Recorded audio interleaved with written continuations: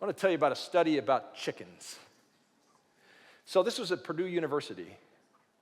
And the study was this. They wanted to measure which strategy produced more higher production egg-laying chickens.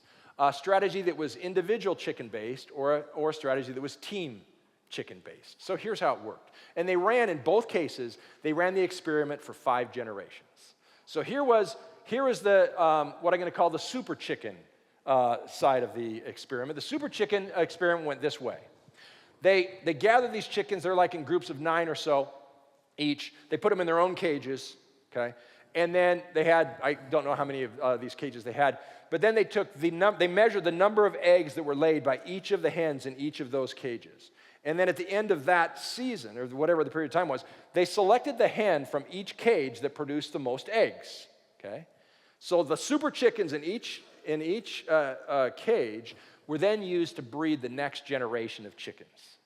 And then they ran the same experiment for 4 more generations where each of the groups, the highest egg-laying hen from each group was then taken out, and they bred the next generation of chickens. That's what they did on the super chicken side. The team chicken side, they did the same thing, but they measured the eggs, the collective eggs of each of the cages. So which group collectively laid the most eggs, okay? And they took the group that together produced the most eggs, and they used those hens to produce to breed the next generation of chickens. Does that make sense? So all the members of the best group, they were used now, and they did that. Now that was 5-generation experiment. Well, what happened was the super chicken side of the test, every generation, actually, they produced fewer eggs.